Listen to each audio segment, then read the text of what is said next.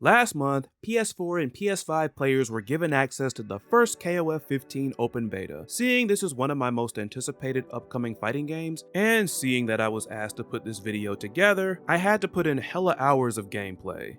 Seeing that this game may potentially be the very first KOF for some people, I thought analyzing the difficulty ratings for each beta character could help newer players pick potential mains. Also, as an added bonus, I'll give 1 or 2 tips for each character I cover in this video. I want to stress that 1, this is a newcomer's guide. For those of you watching that are familiar with KOF, instead of commenting, "Oh duh, these things are obvious," comment some extra tips and advice below and further help out some new players. Number 2, bear in mind that these tips are based on what I experienced in the open beta. So as it is usually said with gaming trailers, this game is still a work in progress and certain things may be subject to change.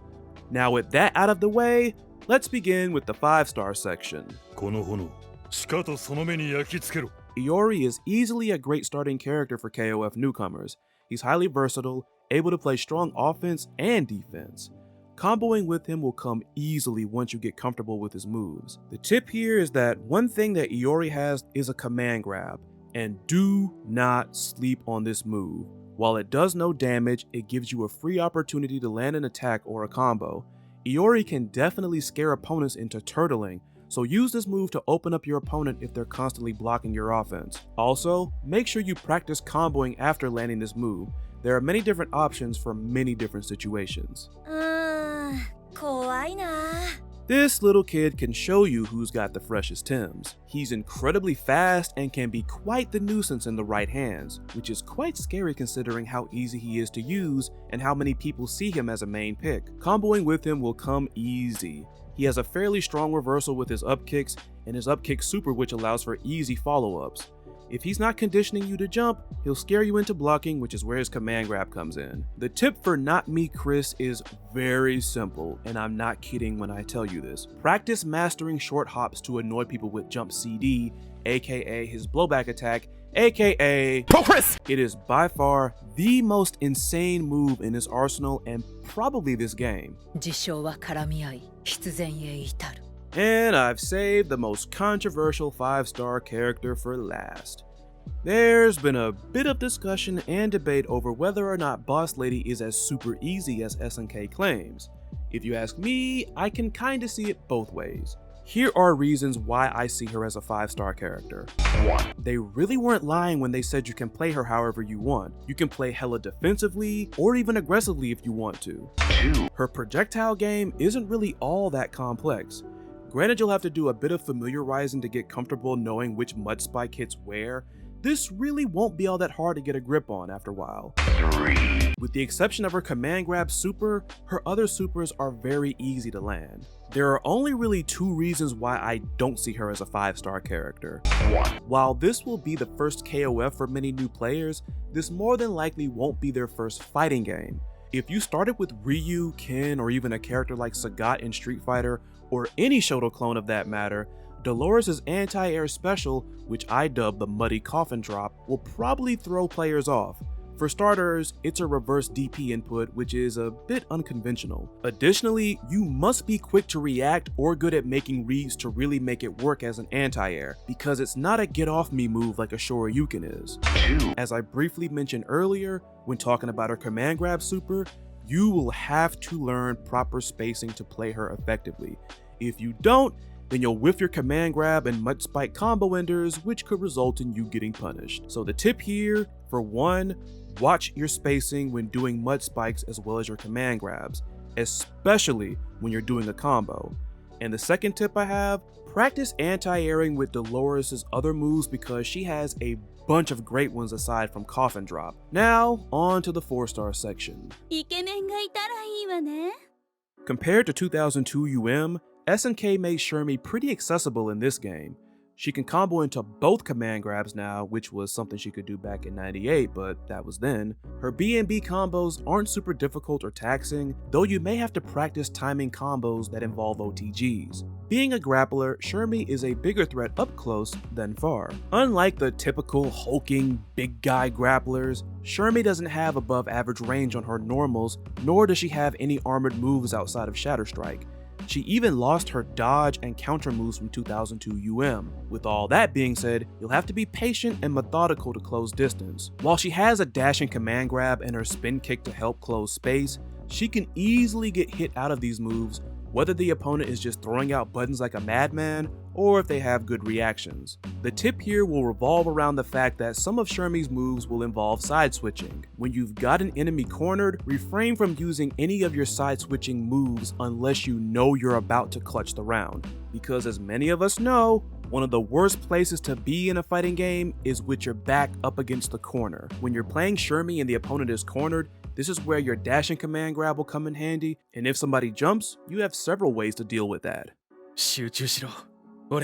Shun'ei, like Iori, is also very versatile. Players who love to rush down will find him appealing seeing he's built for it and does very high damage with very simple combos. He's a 4-star because of his air dash special moves. While you can simply brawl with Shun'ei and do pretty well, mastering the mind games with his air dashes can make him scarier. The tip here is that Shun'ei also requires you to have a very good grip on spacing, especially with his burning fist attack.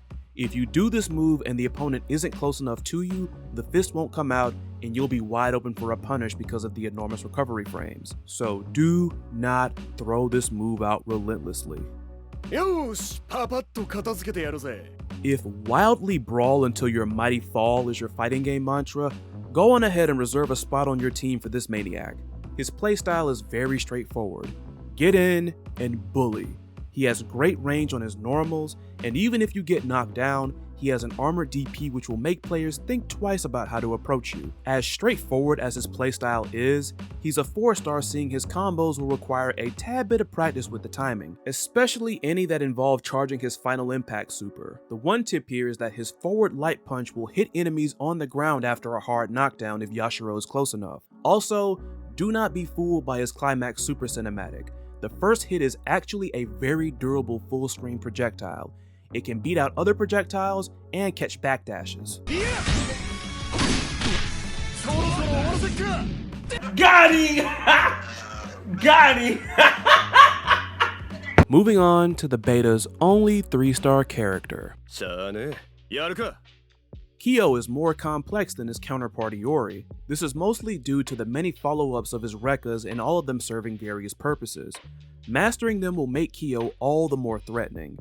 His heavy punch rekka chain isn't as complex as the light punch ones in terms of the amount of follow-ups, but if you're used to simple rekka chains, then the heavy punch rekka follow-ups may take a bit of getting used to. With his light punch rekkas, there are a variety of follow-ups.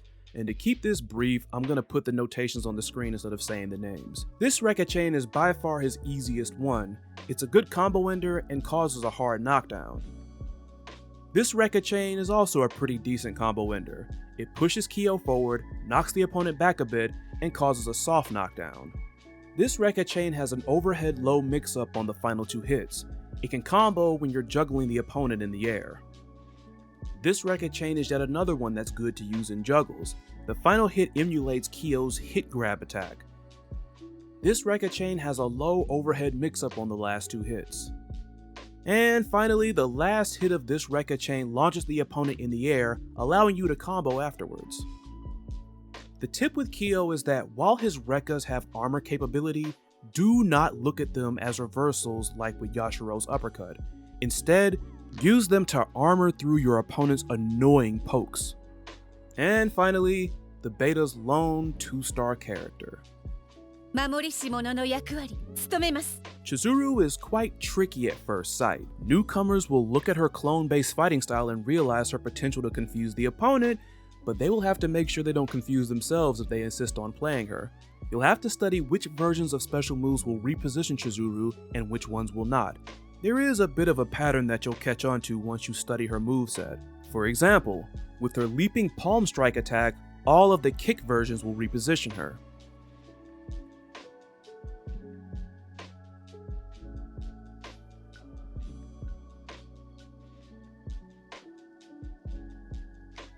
With her quarter circle back running moves, the kick and punch variations are 2 completely different moves. The heavy and EX versions reposition her.